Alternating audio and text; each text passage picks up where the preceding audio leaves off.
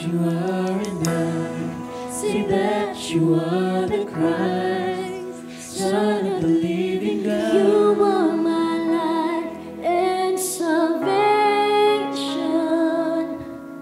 Whom shall I fear? You are the strength of all my days. Of whom shall I be afraid? The world may rise against me. Of this will I be sure,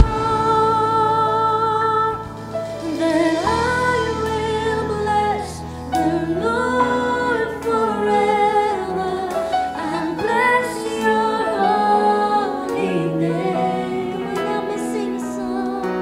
Yes, I will bless the Lord forever and bless your holy name. Lord, it is you I desire. It's you that I see.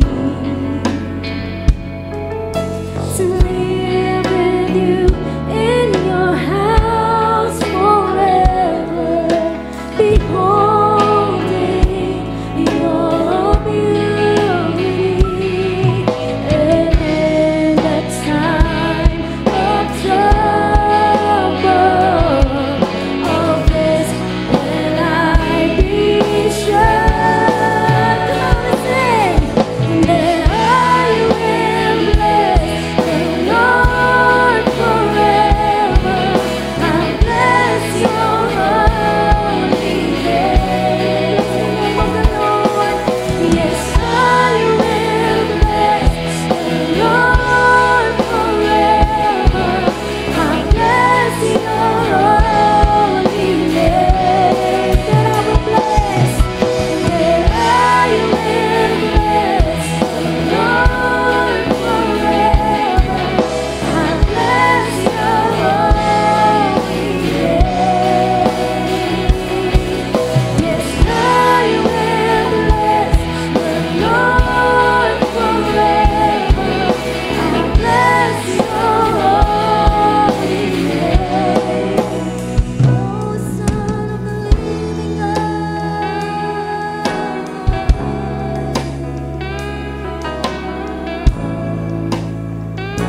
We will worship the Lord in this place. Sa Diyos, kung sino siya sa buhay mo, we will declare it today. So sing this song as we worship Him. He is the Son of the living God. You ask me, who do I say that you are, and I say that you are the Christ, the Son of the living God. Come on, declare it today. You ask me, who do I say that you are, and I say that you are the Christ, Son of the living God. You ask me, who do I say that you are, and I say that you are the Christ, the Son of the living God. Oh, sing. You ask me, who do I say that you are, and I. We will sing it again. You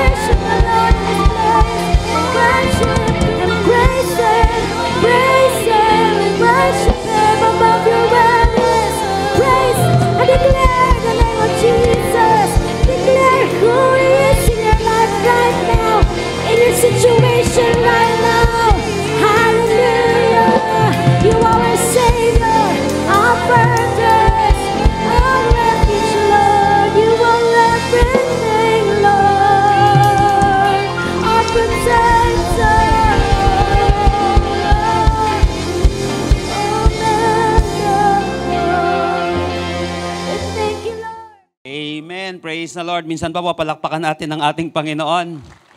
Praise the Lord. Come on, mas malakas na palakpak para kay Jesus ngayong umagang ito. Amen. Good morning, good afternoon, good evening sa bawat isa. Pwede po ba at least 2 o 3 tao, batiin naman natin na nakaka-bless na good morning. Amen. Praise the Lord. Praise the Lord. Magandang araw po sa bawat isa. Naniniwala po ako na marami man dahilan para magpapangit ng araw mo, para magpalungkot sa'yo. Naniniwala naman tayo na hindi naman laging perfect ang ating sitwasyon, umaayon sa ating plano ang lahat ng bagay. Maraming reason para hindi ka magalak ngayong araw na ito, pero naniniwala ko mas maraming reason para magalak ka ngayong araw na ito. Dahil naniniwala po ko, the mere fact na ikaw ay bumangon ngayong araw na ito, ang laking blessing na ng buhay na yan.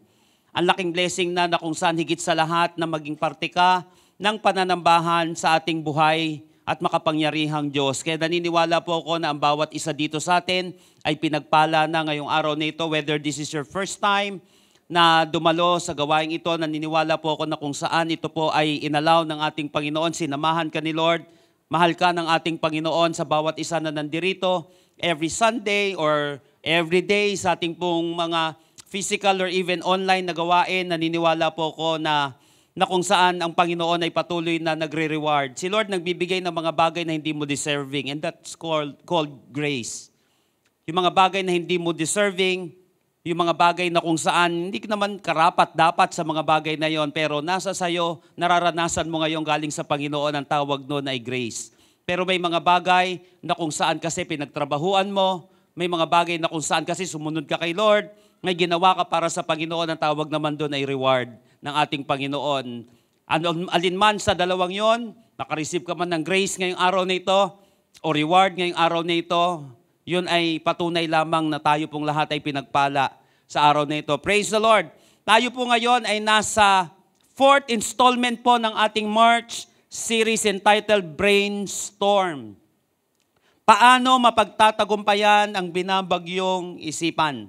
Sinabi po natin, very devastating ang storm. Very devastating ito. But it doesn't mean na ikaw ay binabagyo, lagi ka nang mawawasak. Pero sapat kasi talaga ang mga bagyong ito sa ating isipan para wasakin ng ating buhay. Alam niyo po, kinakailangan marunong tayo mag-manage ng mga ganitong klaseng disaster sa ating buhay. Itong mga disasters na ito na kung saan hindi natin maiiwasan, may mga uncontrollable. Ang mga pagsubok sa buhay ay karamihan dyan ay uncontrollable. Pero makokontrol mo kung paano mo ito dadalhin sa iyong isipan. Bakit po natin pinag-aaralan ito? Kasi kahit na gaano mo katagal binild ang business mo, kapag binagyo yung isip na yan at hindi mo na-handle, pati business natin wasak dyan. Kahit matagal nating na-build ang relationship, pag binagyo yung isipan na ito at hindi natin siya na-handle ng maayos, pati yung relationship, pati yung career natin. Kaya nga po napaka-importante, lagi po sinasabi kapag nagbibuild ka ng career mo, napaka-importante rin ng ating skill, yung skill set na tinatawag natin. Kaya nga dapat meron kang tinatawag, ang madalas na tinututukan ngayon ng mga tao and even ng mga kumpanya, ay yung tinatawag na hard skill. Pero kalahati lang yun ng laban. Dahil maraming mga tao, kahit nagaano tayo kagaling sa mga hard skills natin, pag mahina yung soft skill natin at hindi tayo skillful doon, guguhudin tayo. Kaya nga, kapag binayo ng isipan ng isang tao, hindi yung hard skill niya lang ang gagana doon, yung soft skill niya. Kung paano niya i-handle yung mga pangyayaring ito, yung mga bayo ng bagyong ito sa ating buhay. I don't know kung ano po yung mga bagyo sa ating isipan ngayon na sapat para wasakin tayo. Pero instead na mangyari yon, naniniwala ko tutulungan tayo ng Panginoon. Paano natin mapagtatagumpayan ito? Now let's get started. Dumating ka na ba sa punto ng buhay mo na hindi mo alam kung ano ang gagawin mo? Hindi mo alam, makinig po kayo maigi dito hindi mo alam kung anong gagawin mo, ba't kailangan mong may gawin? Hindi ko alam ang gagawin ko, pero kinakailangan kong kumilos. Ano, tutulala na lang ba ako? Yung ganun ba? Okay lang naman na may gawin, okay lang naman na magdesisyon, lalo na alam naman natin ang ating gagawin. But always remember that it is in your moment of decision that your destiny is changed. It is in your moment of decision that your destiny is changed. Next week po, sa last topic natin, napakaganda ng ating pag-uusapan. 4 effective ways in decision making. Napaka-importanting pamamaraan, practical na kapamaraanan, pattern. Yung sinabi po natin, ang isip na ito, ang madalas na inilalabas niya ng hormones na ito ay yung pattern sa atin. At next week, pag-uusapan natin yan. Inisip mo na muna yung gagawin mo bago mo pa talaga ito pinag-isipan. O alam na ng isip mo yung gagawin mo bago mo pa ito pinag-isipan, sang-ayon po sa mga pag-aaral. Bakit? Bago mo pa pag-isipan yan, alam niya na gagawin niya. Bakit? Ang tagal mo nang ginagawa yung ganyang pattern eh. So kailangan mababago yung pattern na yon. Every time na ikaw nagbabudget, every time na ikaw nagdidesisyon, dapat may pattern ka na. Higit sa lahat, sang-ayon sa salita ng Panginoon. Yun po yung pag-aaralan natin next week. But ngayon po mga kapatid, kapag ikaw ay hindi mo alam yung gagawin mo, pero may kailangan kang gawin, ano ang iyong gagawin? Pag hindi mo alam ang iyong gagawin, pero may kailangan kang gawin, ano ang iyong gagawin? Because it is in your moment of decision that your destiny is changed. But what if hindi mo alam ang gagawin? Ano ang dapat natin gawin? At ano ang dapat natin gawin, lalo na sa panahon na ito, na kung saan litong-lito ka sa mga bagay-bagay, dahil nga ikaw ay nahihirapan, o kaya, alam mo yun, hindi mo alam sa sitwasyong ito, or maybe stranger sa'yo itong pangyayaring ito. Hindi mo pangkaraniwang nararanasan, kakaibang atake ng kalaban ang nararanasan mo. Ano ang gagawin mo? I want you to open your Bible with me. In 2 Chronicles chapter 20, 1 hanggang 30. Ito po yung pag-uusapan natin mula verses 1 hanggang 30. Ba't di ko na po babasahin lahat dito? Titignan lang natin yung verses 1 hanggang 3. Dito sa ating introduction, titignan natin yung verse 12. At mamaya, iisa-isahin po natin itong mga passages na ito. 1 Chronicles chapter 1, basahin muna natin itong verses 1. Or chapter 20, 2 Chronicles chapter 20, verses 1 hanggang 3. After this, the armies of the Moabites, Ammonites, and some of the Meunites declared war on Jehoshaphat. Messengers came and told Jehoshaphat, "A vast army from Edom is marching against you beyond the Dead Sea. They are already at Hazazon Tamar." This was another name for En-Gedi. After na mga pangyayaring iyon na magaganda sa kanilang buhay, meron nagplanong umatake sa kanila. Ulitin ko, nakikita nyo rin po ba yung pattern? Na kapag may magagandang nangyayari sa iyong buhay, after that, crucial yon.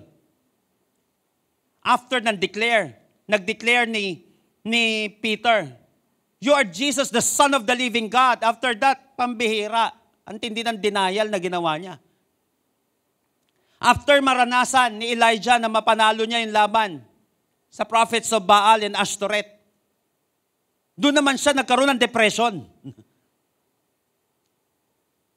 After magwagi ng iba't ibang mga imperyo, kailan sila nawasak? Kailan nag-end ang ibang mga empires? After nilang magwagi.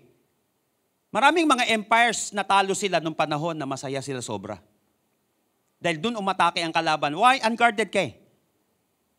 Ito yung nangyari sa kanila. Hilig ng kalaban yan. Hindi ko sinasabing huwag ka nang magtagumpay. Dapat magtagumpay. Pero dapat lalo ka nagbabantay kapag nagtatagumpay ka. Kasi maraming mga tao ang tinutino nung walang pera. Nung nagkapera, doon pa nawasak ang buhay at ang pamilya. Ang ayos ng relasyon sa Panginoon nung wala. Pero nang nagkaroon na wala na rin. Pero hindi naman sinasabi na okay lang, ganito na lang ako. Hindi nga ganun ang plano ng Panginoon. God wants to bless you. God wants to prosper you. But we must know how to manage yung panahon na kung saan maganda yung sitwasyon natin. Ito yung nangyari sa kanila. Biglang nagplano yung kaaway, pasugod yung kalaban sa kanila. 3 grupo. Biruin mo, hindi isa. Ammonites, Moabites, and some men of the Meunites. Nag-declare ng war kay Jehoshaphat. By the way, In 2 Chronicles chapter 20 records King Jehoshaphat's greatest challenge in leadership. At si Jehoshaphat po mga kapatid, he was one of the best kings of Judah. Greatest since Solomon. Napakatindi ng haring ito. Yet, pagdating ng verse 3, nung nireport sa kanya, nung binalita sa kanya, yung activity ito ng tatlong grupong ito na susugod sa kanila, na nag-declare ng wars sa kanila, anong nangyari? Anong naramdaman ng isa sa pinakamagaling na hari, pinakamatagumpay na hari sa history ng Judah? Anong naramdaman niya? Verse 3. Jehoshaphat was terrified by the news. Jehoshaphat was terrified by the news. Isa sa pinakamagaling, pinakamatagumpay na hari na takot. Therefore, kahit magaling, nai-stress din. Kahit magaling, yung katabi mong yan, magaling lang yan, pero nai-stress din yan. Niwala ka. Kahit magaling, nai-stress din. Jehoshaphat was terrified by this news. Pagdating ng verse 12, basahin, talunan ko lang po ng konti, ito yung kanilang panalangin at halatang halata yung takot niya. Halatang halata na hindi niya alam ang kanyang gagawin. Verse 12. O God, will you not judge them? For we have no power to face this vast army that is attacking us. Napansin niyo po, we have no power to face. Akala ko magaling ka. May power nga siya, pero nakita niya wala siyang kapangyarihan doon sa panibagong laban niya. We have no power to face this vast army that is attacking us. Ito na, we do not know what to do. We do not know what to do, but our eyes are on you. Parang familiar, no? Don't know what to do whenever you are here. Tama ba yun? Near. Don't know what to say. My heart is flowing in tears. When you pass by, I could fly. Doon sa dulong-dulo, parang paborito mo pa yan, ha? All the time. All the time. Kaya lang, hindi ito mambihira. Pagdating sa pagsubok, di niya alam anong gagawin niya. Parang lilipad na lang siya. Hindi niya alam ang gagawin niya. Nung dumating na itong pagsubok na ito, hindi niya alam ang gagawin niya. So ito yung pag-uusapan natin. So join me in our message today entitled, What to Do When You Don't Know What to Do. What to do when you don't know what to do. Lahat po ng ready na dito na malaman yung gagawin niya sa panahon na hindi niya alam ang gagawin niya, magsabi po ng malakas na amen. Number 1, verse 3. Tignan niyo po. Alarmed. Grabe. Shout out sa mga nag-alarm kanina. Hindi ko alam kung natutuwa ka nung tumunog yung alarm clock mo. O, pamira, gusto ko pa matulog. Alarmed! Jehoshaphat resolved to inquire of the Lord. And he proclaimed a fast for all Judah. The people of Judah came together to seek help from the Lord. Indeed, they came from every town in Judah to seek Him. What to do when you don't know what to do? Number 1, turn to God and pray. Sabihin nga po natin, pray. Basic, but napakagandang weapon sa panahon na ikaw ay naaalarma. Verse 3, di ba sinabi natin, alarm, nakalagay dito. May mga bagay na kung saan mararanasan mo naman talaga. But yung next move mo, yun ang crucial. After mo matakot, after mong malugi, after mong masaktan, ano gagawin mo? Dadagdagan mo ba yung pain na naranasan mo kanina? Lalo mo bang palalalimin ang isang sitwasyon? Crucial yung next move mo. Sa mga crucial na moment ng iyong buhay. Anong ginawa niya? Jehoshaphat resolved to inquire of the Lord. The people of Judah came together to seek help from the Lord. Talagang humingi sila ng tulong sa Panginoon. Jehoshaphat was terrified, kahit na napakagaling na hari. But he didn't let it paralyze him. Hindi niya hinayaan na mapahinto siya. Hindi niya hinayaan na maparalyze siya. Tandaan po natin, yung fear. Fear can paralyze you. Ang fear, nagpaparalyze ng isang tao. Basic lang. Kapag may kinatatakutan kang aso, hindi ka pupunta doon. Pag takot ka sa ipis, hindi ka pupunta doon, sa lugar na yon. Pag may kinatatakutan ka, ang tendency i-paralyze ka. Ganyang kabangis ang fear. Ganon din sa buhay. Once kinain ka ng fear, may parte ng buhay natin at may dapat tayong gawin na hindi na natin magagawa kung tayo ay kakainin. Pwede kang tamaan, pwede kang makatikim ng fear, pero dapat huwag kang magpapakain sa fear. Huwag kang magpapakain.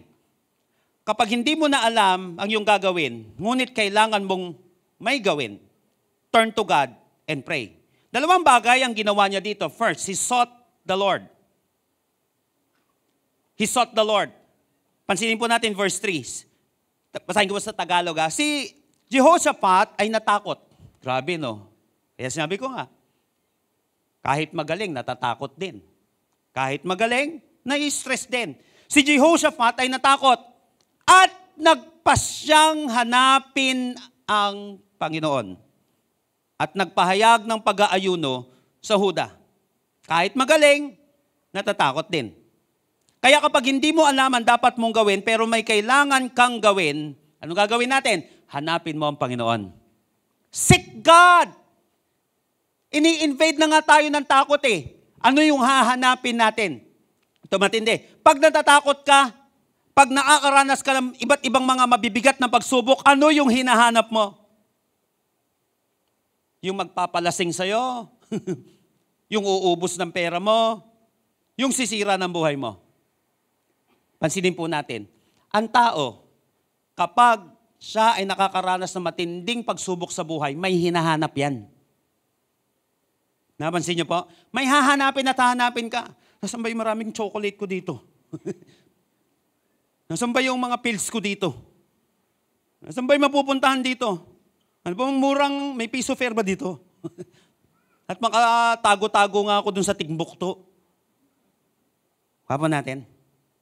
Crucial yung hinahanap mo. At si Jehoshaphat ay natakot at nagpasyang hanapin ang Panginoon.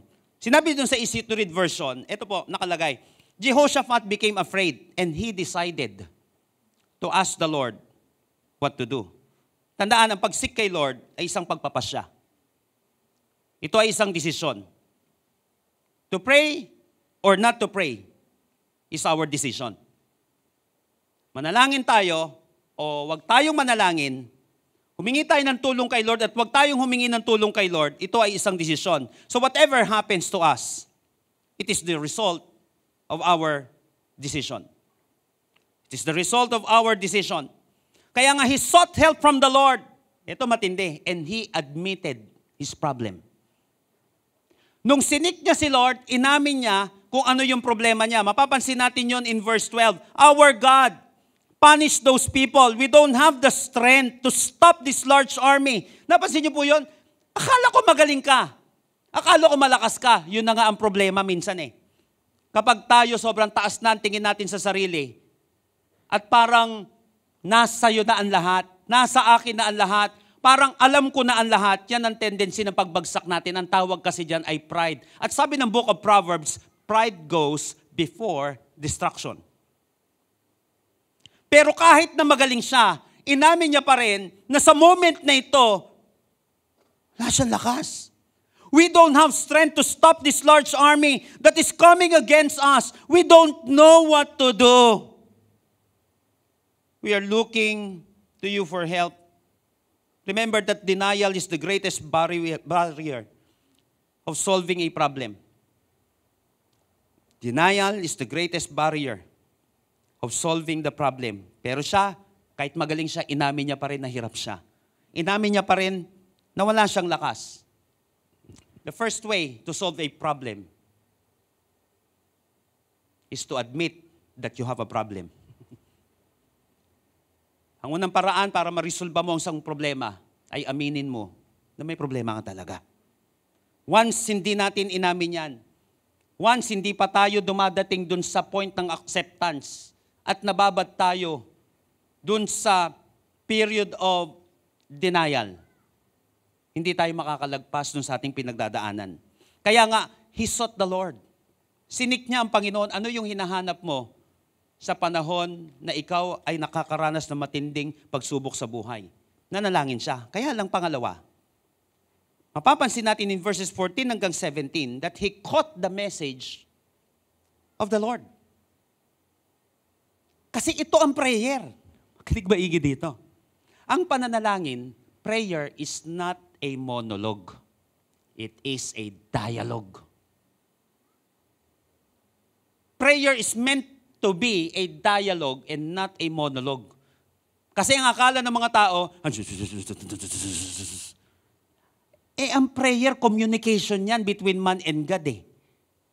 Ibig sabihin, nagsasalita ka, pero dapat pinapakinggan mo rin si Lord na nagsasalita. At ito ang malaking pagkakamali ng mga taong nananalangin. Hindi communication yon pag ganon. Kaya ano pong nangyari dito sa passage na ito?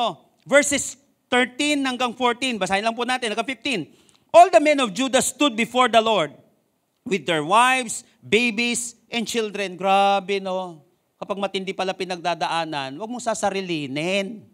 Sama mo anak mo. Sama mo sa church, pamilya mo. Kaysa kung pagdaanan natin mag-isa ito, kaya naman natin minsan, pero maganda, may katuwang ka na nagpipray kay Lord. May katuwang ka na kung saan pare-pares kayong blines ng ating Panginoon. All the men of Judah stood before the Lord with their wives, babies, and children. Ito na, 14. Then the Spirit of the Lord came on Jehaziel, son of Zechariah. Zechariah was the son of Benaiah, the son of Jiliel, and the son of Mattaniah. Jehaziel was a Levite from the family of Asaph. Ito na, in the middle of the meeting, prayer meeting, Jehaziel said, "Listen to me, King Jehoshaphat." Tignan nyo, napuspos ng banal na spirito si Jehaziel dito. Sabi niya, "Listen to me, King Jehoshaphat, and everyone living in Judah and Jerusalem. The Lord says this to you. Don't be afraid or worry about this large army, because the battle is not your battle. It is God's battle." Dahil hindi mo na alam ang gagawin mo. Kamagalala, hindi mo na laban to. Laban na to ni Lord. Yun yung napakinggan niya. He sought the Lord and he caught the message of the Lord. Again, remember, prayer is a two-way communication between man and God. Ang prayer, hindi lang tayo. Ulitin ko po, prayer is meant to be a dialogue, not a monologue.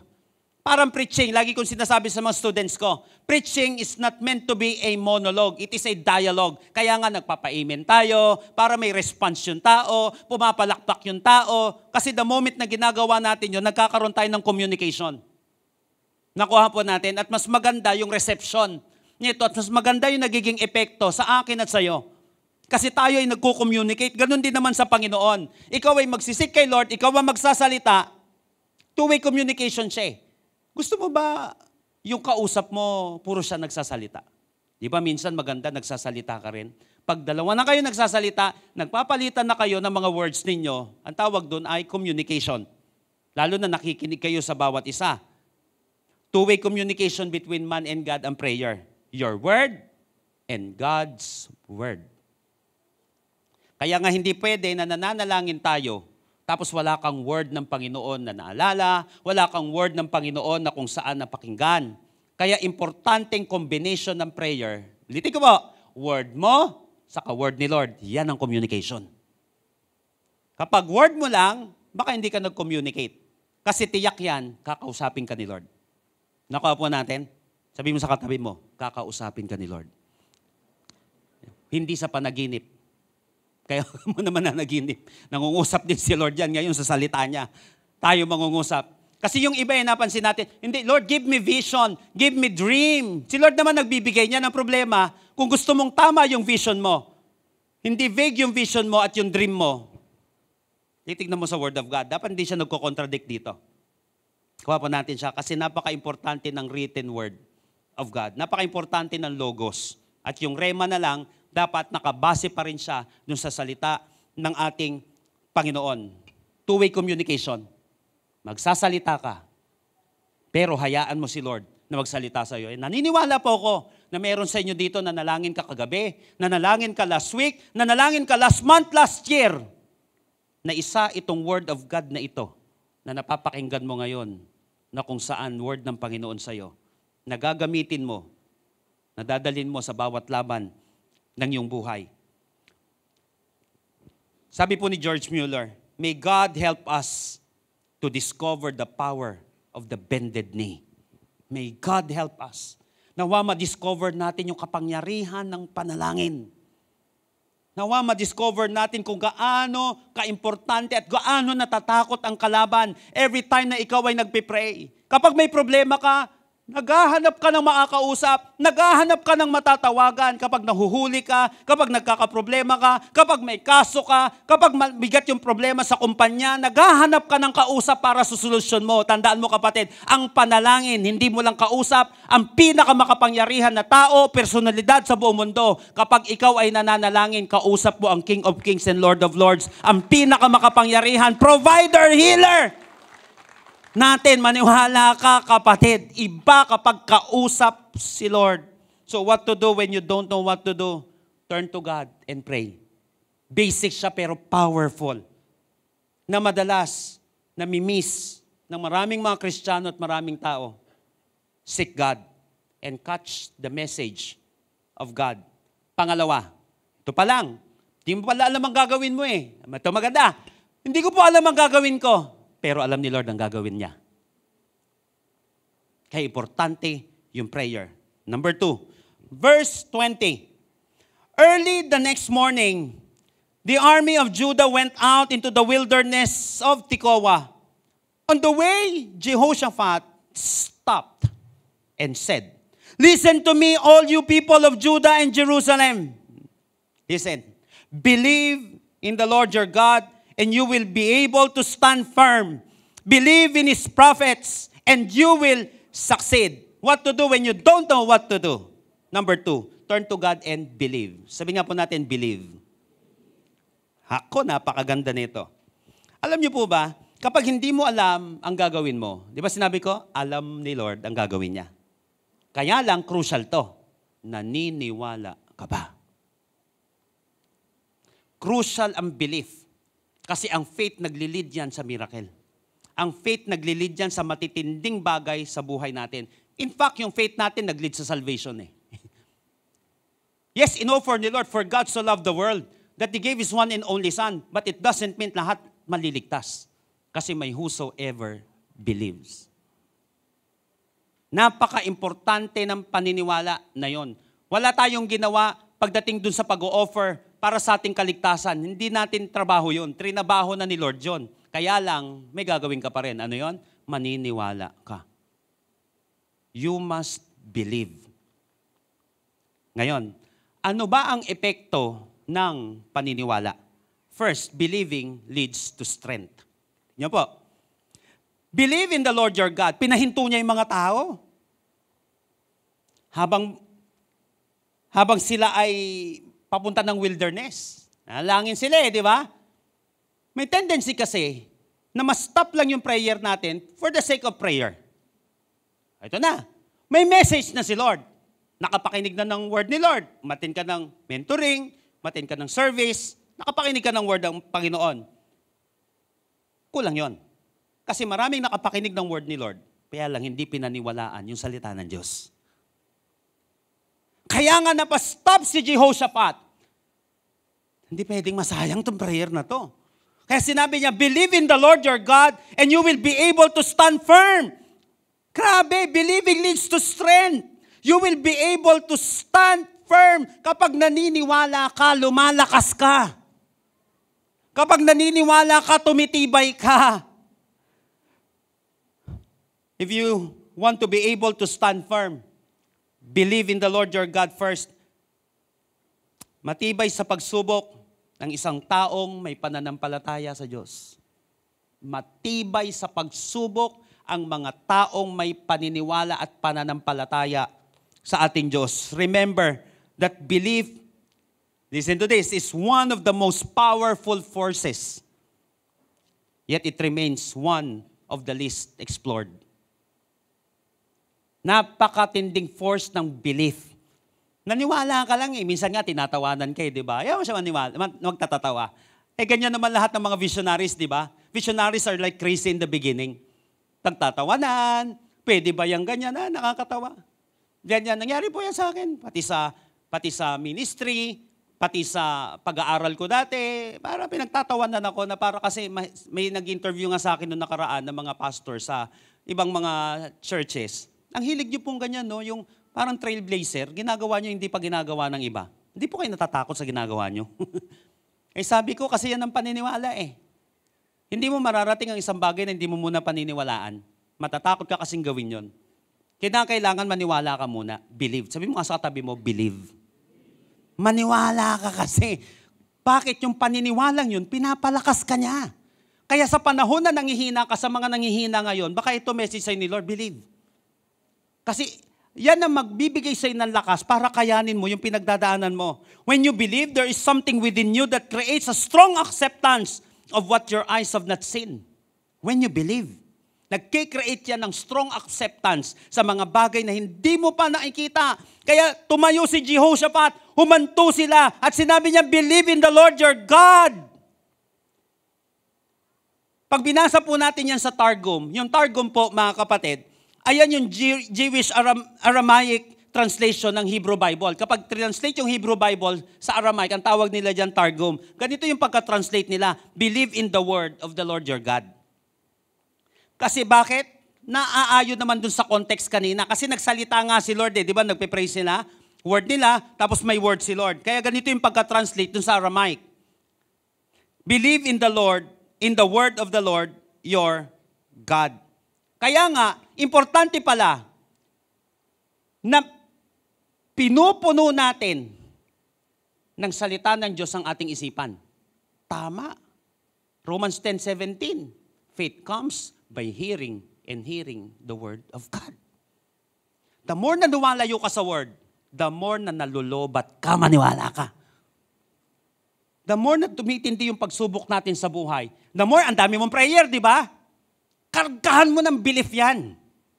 Yung prayer mo, kargahan mo. Yung word na napakinggan mo, sige, ikarga sa isipan mo. The more na kinakarga mo, yung word na yan, maniwala ka, dyan ka tumitibay, dyan lumalakas ang pananampalataya natin. Believing leads to strength.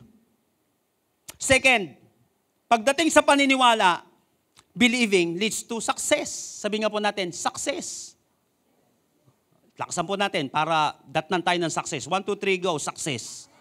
Ayan. Yung iba, sumakses. Dapat step by the step yan.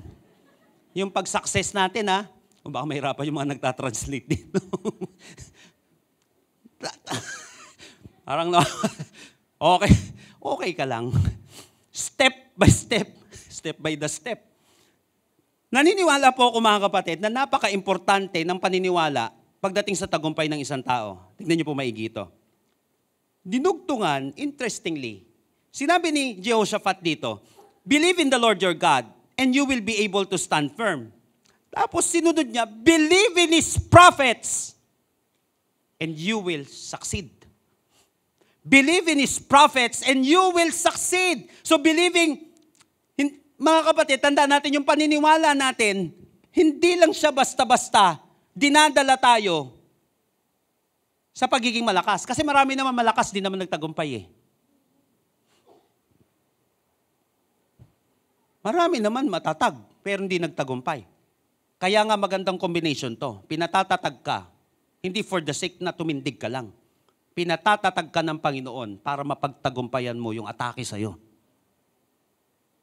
Dahil hindi ka lang dedepensa. Walang mananalo, puro depensa. Umupensa ka rin. Kaya pagdating sa armor of God, hindi lang breastplate of righteousness, shield of faith, may sword of the Spirit din. Kasi yung sword of the Spirit, pang-opensa mo siya. Kaya nga, believe in His prophets and you will succeed. Yung pananampalatayang yan, nagdadala sa atin sa kalakasan at yung pananampalatayang yan, nagdadala sa atin sa success. That's why St. Augustine once said, faith is to believe what we do not see. And the reward of this faith is to see what we believe. Faith is to believe what we do not see.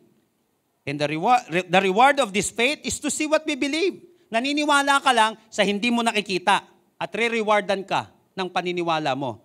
Balang araw, makikita mo na yung pinaniwalaan mo lang kahapon. Tama. Hebrews chapter 11 verse 1. Faith is being sure of what we hope for and certain of what we do not see. Eh, sabi ko, basta pinagtatawanan niyan taong yan. Hindi, pupunta ang tao sa Mars. Kantawa ng tawa dyan. Baka Pluto, marating pa niyang balang araw. Dati imposible. Pero ngayon nangyayari na. Kasi may maniniwala. Now, faith is being sure of what we hope for and certain of what we do not see. Kaya nga maraming hindi mapupunta sa langit kasi hindi sila naniniwala na may langit. Kaya maraming hindi mapupunta sa langit kasi maraming naniniwala na hindi totoo ang Diyos. Faith is being sure of what we hope for and certain of what we do not see. Sabi ni Catherine Kuhlman, one of the greatest na revivalist na babae sa history ng pananampalataya. Faith is the quality or power by which the things desired becomes the things possessed. Yun ang pananampalataya. Dinidesire mo lang ngayon, hawak mo na siya ngayon. Sino sa inyo dito, katabi mo yung asawa mo? O dati, kala mo, pangarap ka na lang ba? Pero ngayon, katotohanan na. Yung mga bagay na tinitingnan mo lang dati na sana magkaroon ako nito, dinadrive mo na siya. O kaya nasa iyo na ngayon. Faith is the quality or power by which the things desired becomes the things possessed. Believe in His prophets and you will succeed. Yung mga prophets na ito, mga kapatid, ito yung preachers of God's Word or the messenger of God's Word. Sila yung mga spiritual leaders na sharp sa Word of God. Ang mga spiritual leaders ay instrumento ni Lord sa tagumpay ng isang tao. Kaya nga pag hindi natin alam ang ating gagawin, ito yung panahon na makikinig ka sa mga tao na kung saan sinasamahan ng Panginoon. When you don't know what to do, don't turn to faithless people. Or else you would become faithless too. Huwag kang sama ng sama sa mga taong palaayaw, palasuko. Hindi ko sinasabing bawal makasama. Pero kasi nga ngayon, may matindi kang pinagdadaanan. Yung may pinagdadaanan ka, level 1. Pag sumama ka sa maling tao, level 2 ka mapupunta, maniwala ka. Dodoble, bibigat ng bibigat. Huwag kang sama ng sama sa mga taong palaayaw, palasuko, angal ng angal. Di ba yung mga angal ng angal, sila hindi nakapasok sa promised land? Sumama ka sa mga taong may tiwala sa Diyos. Sumama ka sa mga taong may tiwala kay Lord. Kaya siguro katabi mo yung katabi mo ngayon. May tiwala kay Lord. Amen po ba? Lahat po na may tiwala kay Lord, palakpakan nga natin ang ating Panginoon. Kaya ka naman nandirito kasi may tiwala ka kay Lord eh. Trust God when the going gets tough. Tiwala ka kay Lord. Trust God when your direction seems bleak and blurred. Tila baga, mahirap ang sitwasyon, malabs yung mga pangyayari, labo, sobra, maniwala ka. Unless you are not defeated in your mind, victory is possible. Unless you are not defeated in your mind, naniniwala ka pa, victory is possible. Indeed, you are the product of what you believe. Turn to God and believe. Why? Yung pananampalatayang yan naglilid sa strength. At yung pananampalatayang yan naglilid sa success. Turn to God and believe. Remember that when reason ends, faith begins. When reason ends, bakit? Hindi na po namin alam ang gagawin namin. Kahit sandamakmak na libro ang nabasa mo, darating ang panahon, darating sa point ng buhay mo na hindi mo alam ang gagawin mo.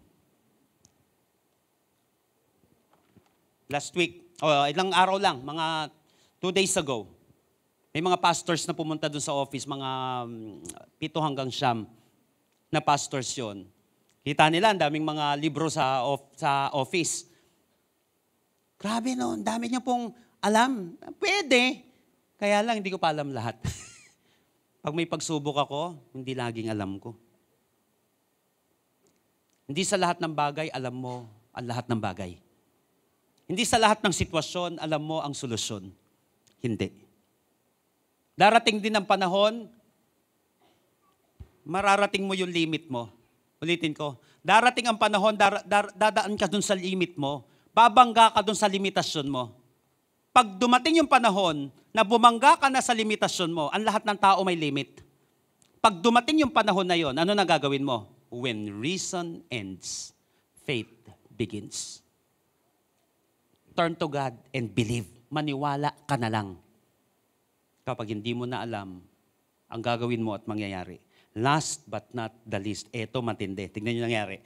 Jehoshaphat bowed with his face to the ground. And all the people of Judah and Jerusalem fell down in worship before the Lord. Verse 19. Then some Levites from the Kohathites and the Korahites stood up and praised the Lord, the God of Israel, with very loud voice. What to do when you don't know what to do? Turn to God and worship. Sabihin nga po natin, worship. Napaka-importante ng pagsamba sa panahon na ikaw ay nangangamba. Sa panahon na hindi natin alam ang ating gagawin, ulitin ko, alam ni Lord ang gagawin niya. So kapag hindi mo na alam ang gagawin mo, wag kung saan-saan ka pumupunta, lumapit ka sa Diyos at sumamba. Pumunta ka sa lugar na kung saan may pananambahan. Pumunta ka sa lugar na kung saan itinataas ang ating Panginoon. Pumunta ka sa lugar na kung saan habang ikaw ay bumabagsak at binabagsak, ito yung sitwasyon naman na itataas mo ang ating Panginoon. Verse 21, after consulting the people, Jehoshaphat appointed men to sing to the Lord and to praise Him for the splendor of His holiness. And when they went out ahead of the army, ano po nangyari? Saying, give thanks to the Lord, for His love endures forever. Sinamahan nila ng pagsamba ang pakikipaglaban nila. Grabe, no? Kaya wag mong mamaliitin yung pagkanta mo kanina. Uulitin ko. Wag mong mamaliitin yung pagkanta mo kanina, yung pagtaas mo ng kamay mo kanina. Bakit? Ang pagsamba ay nakakapawi ng pangamba. Every time na sumasamba ka, ito maganda. Nung sila ay sumamba, anong nangyari? Tatlong bagay po mga kapatid, makikita natin in verses 22 hanggang 24. First, God gave them victory. Nung sumamba sila, nagtagumpay sila. Grabe, as they begin to sing praise, verse 22, the Lord set ambushes against the men. Makinig ka maigi dito kapatid. Kapit ka maigi, sulat mo o pakinggan mong maigi itong mga susunod na maririnig mo na kanyang salita. As they began to sing and praise, the Lord set ambushes against the men of Ammon and Moab and Mount Seir who were invading Judah, and they were defeated. Grabe. Kumanta lang. Nagtagumpay na. Hindi lang ang pagsamba.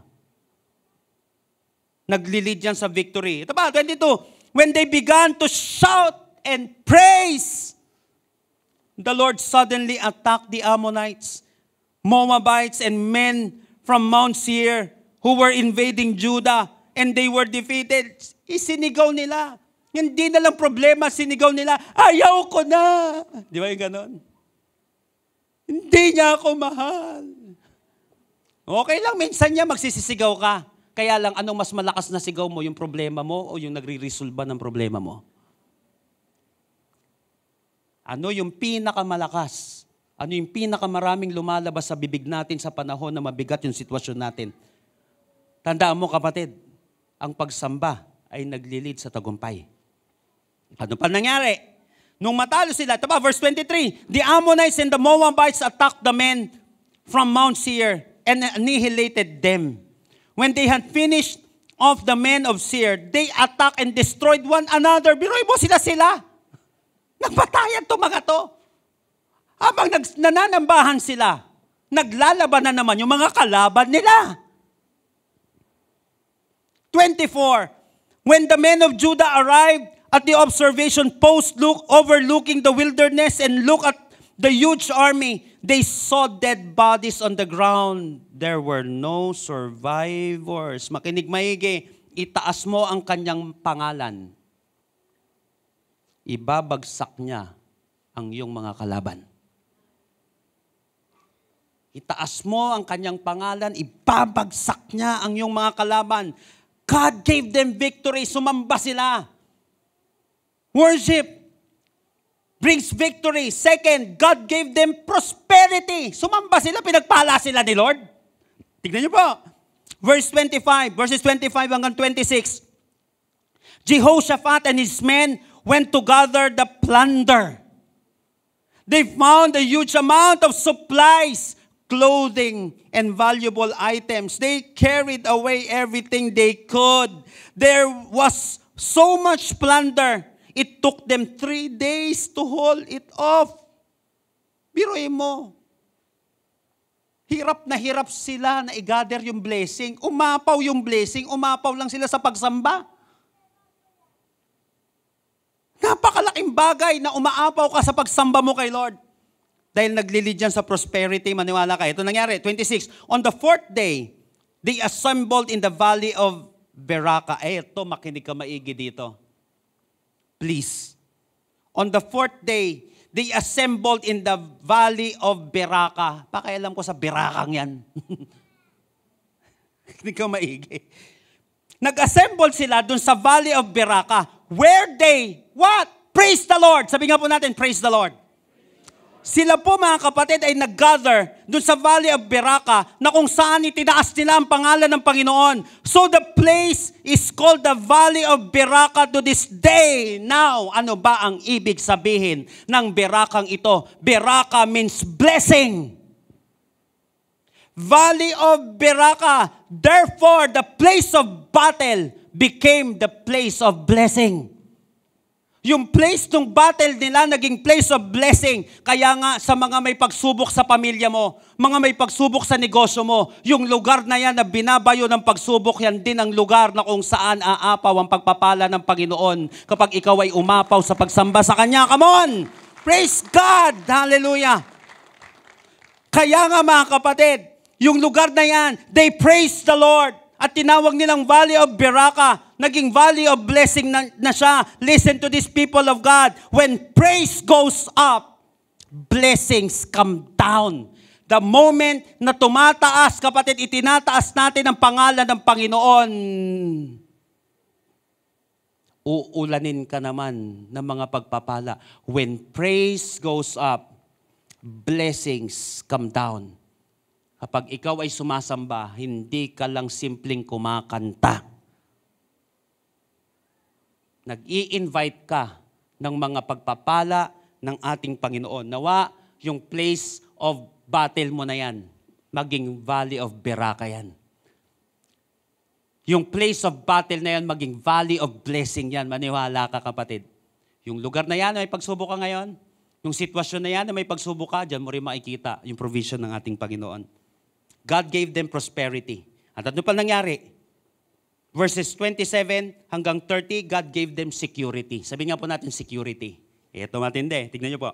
27, then all the men of Judah and Jerusalem returned joyfully to Jerusalem, with Jehoshaphat leading them. The Lord had given them reason. Biruin mo, binigyan sila ni Lord ng reason to rejoice over their enemies. 28, they entered Jerusalem to the sound of stringed instrument, and trumpets, and proceeded to the temple of the Lord. 29. All the kingdoms of the surrounding lands were afraid of God, and when they heard how the Lord had fought against Israel's enemies. Tignan niyo po yung verse 30. Jehoshaphat's kingdom enjoyed peace. His God made him secure on every side. Ang pagsamba pala, naglilid dito sa security. Every time sinasamba mo si Lord, maglilid ito sa prosperity, maglilid ito sa victory, at maglilid ito sa security. Ibig sabihin nito, sinabi sa kanila ni Lord, habang sumasamba kayo, ako bahala sa inyo. Ulitin ko habang sumasamba kayo, ako bahala sa inyo. Kaya nga kapatid, every time na dumadalo ka sa gawaing ito, may problema ka sa bahay nyo, sinasabi mo, Lord, sasamba po ako ikaw bahala. Sumamba ka, siya ang bahala. Sa'yo ang pagsamba, si Lord naman ang bahala sa'yo. Sa'yo ang pagsamba, si Lord ang bahala. Every time na pupunta ka sa gawain para sumamba, Lord, ikaw na po bahala. Nasamba po ako sa iyo, Panginoon. Ikaw na po bahala sa mga alalahanin ko. Sumamba ka. Kapatid, ulitin ko, sumamba ka, si Lord ang bahala. Sabi mo nga sa katabi mo, si Lord ang bahala. Si Lord ang bahala. So every time itinataas mo yung pangalan ng Panginoon, every time na ikaw ay sumasamba, si Lord ang bahala. So every time, kapatid, lagi mong imagine ito, sasamba ako sa Panginoon, si Lord ang bahala. Kaya nga every time na sumasamba ka, sinasabi mo sa Kanya, Lord, ikaw na po ang bahala. Ikaw na po ang bahala. Dito, kapatid, hindi simpleng declaration yon, dahil nagli-lead yun sa seguridad. Ibig sabihin, Lord, ikaw na po ang bahala. God made him secure on every side. So what to do when you don't know what to do? Turn to God and worship.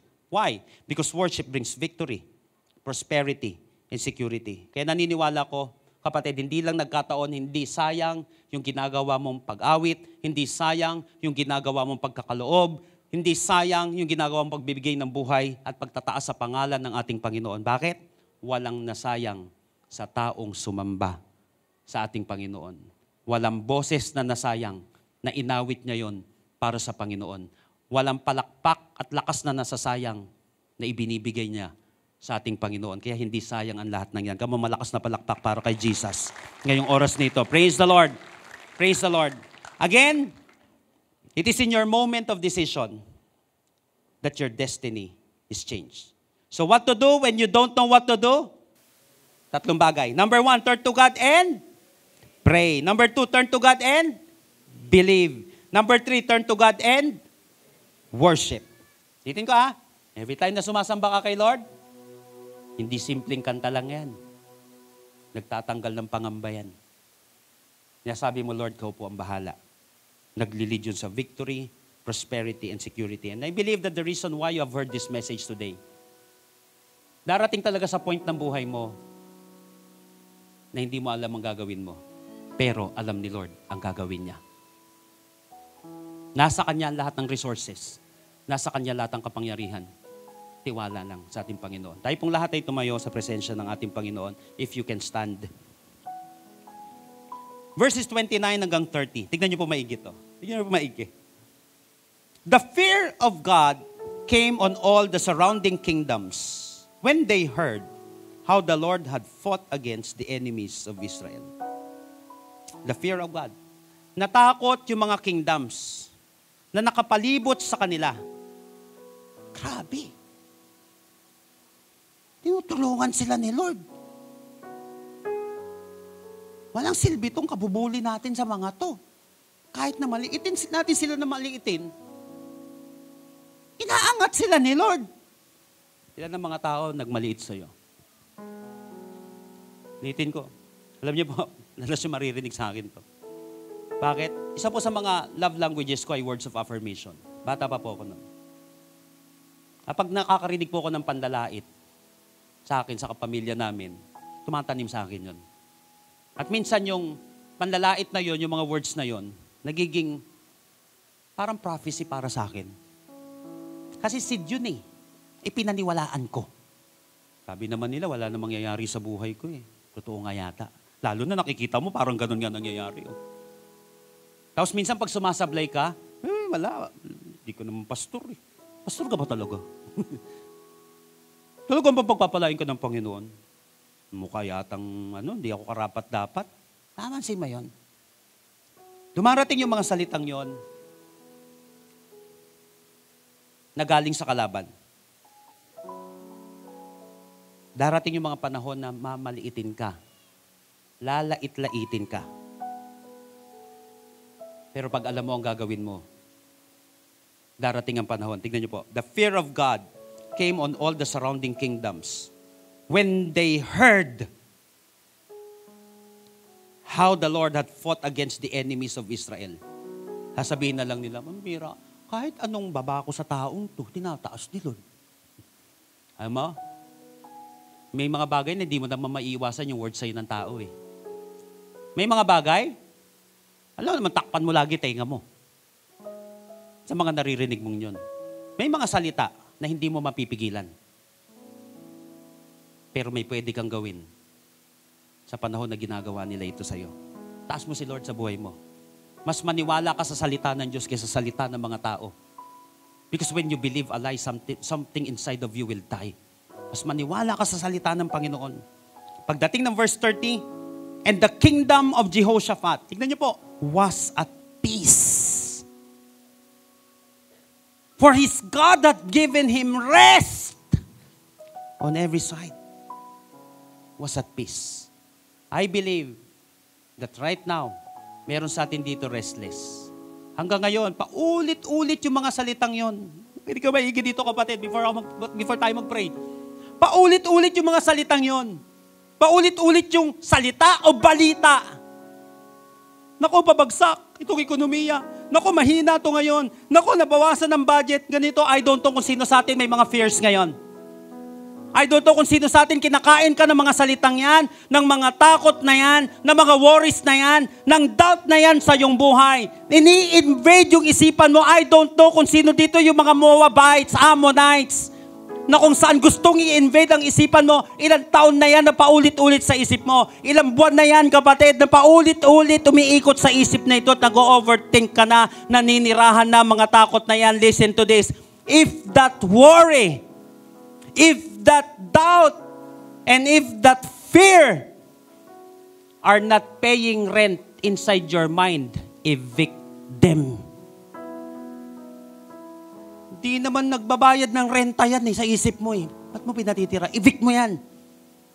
Di naman pala nakakatulong eh. Evict mo yan, kapatid. Mas paniwalaan mo yung salita ng Panginoon. And I believe that God will give you peace today. God will give you rest. At mababalitaan na lang nila yung taong binababa nila. At taong wala silang katiwa-tiwala. Na walang mangyayari sa buhay.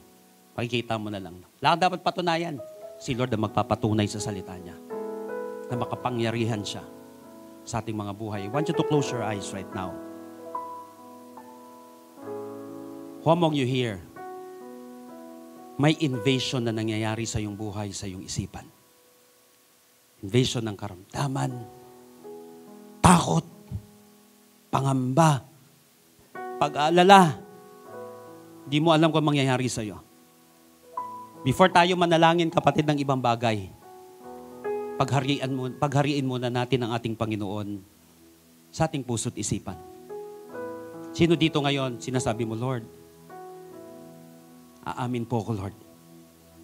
Kapos, Lord. Kapos. Kapos yung lakas ko. Kapos yung provision. Kapos itong mga bagay na ito. Pero Lord, maybe kapusin ako, pero ikaw, Lord, hindi ka kakapusin. Sobra-sobra ka, Lord. Do you want to believe God right now? Sino dito sinasabi mo, Lord, I want to believe in you. At gusto kitang maitaas sa buhay ko. Maybe this is your first time. Kung first time mo, kapatid, na dumalo sa gawain ito, or first time mo, kapatid, na nais mo, kanina ka pa kinakausap ng Panginoon, and nais mo, kapatid, na isuko yung buhay mo sa Panginoon. Gusto mong isurrender yung buhay na yan, kaakibat ng pag-surrender mo sa buhay na yan, pag-surrender mo sa iyong mga pinagdadaanan, believing, kapatid, that God can save you. That God can do miracle in your life. Mabilis lang, kapatid, ngayong oras na ito. If you believe that, bibilang ako na 3. Taas mo na mabilis yung kamay mo. And I believe that after this, after ng prayer natin, mabilis na panalangin, ba't lagyan mo ng pananampalataya? Your life will never be the same again. Are you ready right now to lift up the name of Jesus in your life? 1, 2, 3. Habang nakataas ang panalangin na yan, gaano man kabigat, taas mo si Lord. Manalangin ka ngayong araw na ito. Kung first time mo ito, make it your personal prayer right now. Tell it to Jesus. Lord Jesus, come into my life. I surrender my heart to you. I admit that I'm a sinner. But I believe that you are my Savior. Starting today, be the Lord of my life. Save me. In Jesus' name. Amen. Kapatid, kung ipinanalangin mo ito, lalo na sa unang pagkakataon, maniwala ka. Hindi nagkataon yung unang pagkakataon na yan. Magsimula ka kay Lord. Simula kang itaas ang Panginoon sa buhay mo. At sa bawat isa na nandirito ngayon na ibinababa ka ng sitwasyon, taas mo si Lord sa buhay mo. Manalangin ka. Sumamba ka sa Panginoon. Sa mga may kabigatan ngayon, kapatid, na hindi mo alam ang gagawin mo, maybe this is, may kinalaman sa finances mo, may kinalaman, kapatid, sa health mo. May kinalaman, kapatid, sa pamilya mo, sa negosyo mo, sa sarili mo, kapatid, ngayong oras na ito. I want to pray for you. Mabilis lang, kapatid, itaas mo yung bagay na yan sa Panginoon. Ngayong oras na ito, can you lift up your hands? Karamdaman man yan, provision man, pinagdadaanan sa buhay, o special prayer request right now that you believe that God can do it. Hindi mo alam, pero naniniwala ka, alam ni Lord. Hindi mo kaya, pero naniniwala ka, kaya ni Lord. Father, in the name of Jesus, first and foremost, God, we believe in you. The Bible said in Matthew 20:21, if you believe, you will receive whatever you ask for in prayer. Naniniwala ka lang ngayon. Tatanggapin mo na mamaya. Mararanasan mo na makalawa. Father, in the name of Jesus, I speak, God, for miracle. There's somebody in this place, Panginoon, may karamdaman siya. Yes, mahirapan man ang tao, but you are our greatest physician. By His wounds, we are healed. I declare healing right now for this body. In the name of Jesus, heal this person right now. Receive your healing in the name of Jesus. Touch this body in the name of Jesus. Believe that God can heal you. Right now, I rebuke that sickness. Karamdaman lumayas, kagalingan dumaloy sa kanyang katawan. And I rebuke this poverty right now na matagal na siyang ini-invade. I pray, God, that you bless these hands. Bless the works of these hands, Lord. Bigyan niyo po siya ng vision, Panginoon.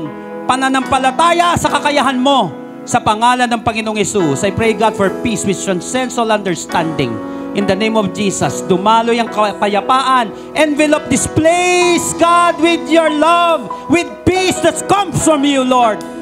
Ngayong oras na ito, kapatid, huwag mong i-deny yung problema.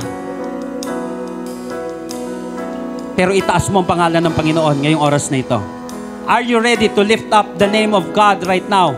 Ngayong oras na ito, kapatid, bibigyan kita ng 1 minuto. Taas mo lang ang pangalan ng Panginoon over that sickness. Sabihin mo, Lord, mas malakas ka kaysa sa karamdaman na ito, Lord. Mas magaling ka, Panginoon, kaysa sa bigat ng problemang ito, Panginoon. Ngayong oras na ito, kapatid, manalangin ka. Sabi mo si Lord, wag mo munang pakialaman yung katabi mo. Declare something right now. Declare something. Huwag mong tantanan yan, kapatid. If that worry, fear, and doubt are not paying rent in your mind, evict them. Palitan mo ng pagsamba. Palitan mo ng paniniwala.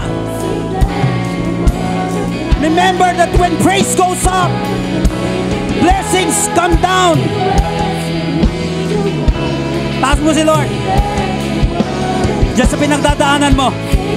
Itaas mo ang pangalan ng Panginoon habang ikaw ay nananalangin, habang ikaw ay sumasamba. Nawawala ang iyong pangamba. May binibigyan si Lord ng kapayapaan ngayong oras na ito. May binibigyan si Lord ng kagalingan ngayong oras na ito. Ikaw at ang ating Panginoon. Ikaw sa kasi Jesus ngayong oras na ito. Just praise God. Hindi mo alam kung paano. Hindi mo alam kung ano. Pero alam ni Lord. Kapos ka, si Lord di kinakapos. Lift up the name of God. Lift up the name of Jesus right now. Handa ka na ba, kapatid, na bumagsak ang kalaban at ulanin ka ng pagpapala ng ating Panginoon ngayong oras na ito? Come on, somebody right now, raise your voice. Somebody right now, raise your hands. Somebody right now, raise your faith. Come on, bless the name of the Lord. Bless the name of Jesus right now. Hindi simple yung pag-awit na yan. Hindi simple yung panalangin na yan. Bless the name of the Lord. And He will bless you. Those who bless the name of the Lord will be blessed. Come on, lift up your voice. Hallelujah. We will bless your name, God, forever, Lord. Lord, we will bless your holy name. How we bless.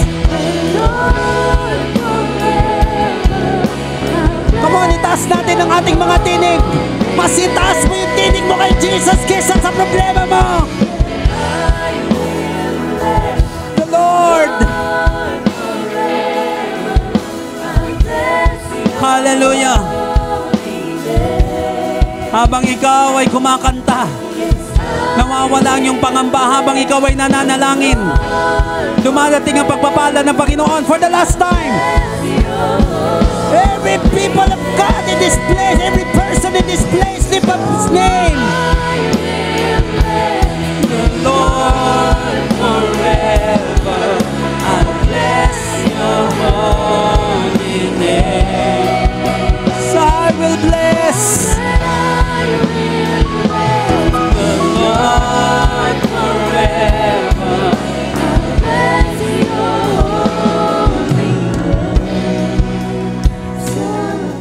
You are Son of the living God.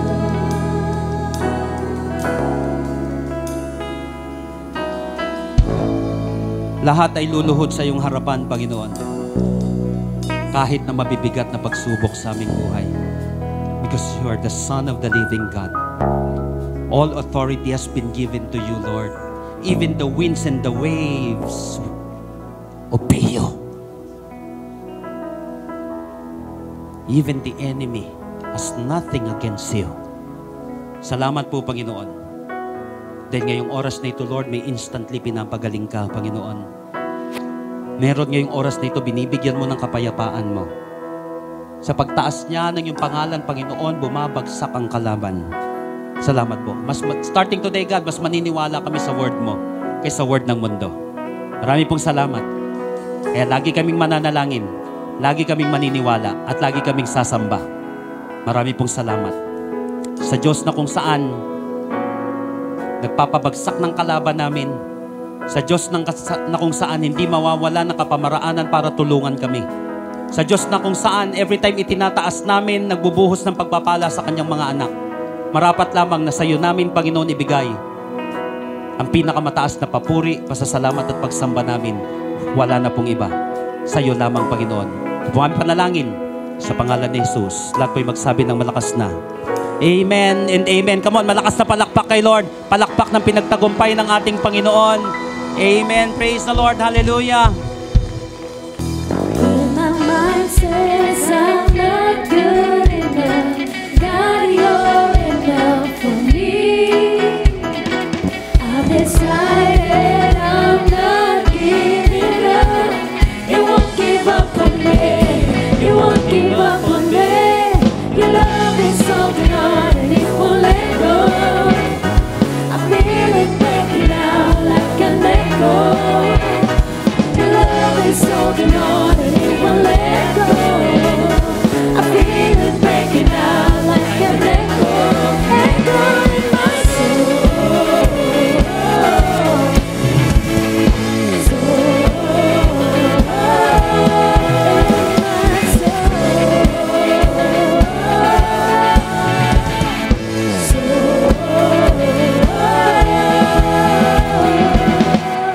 God bless.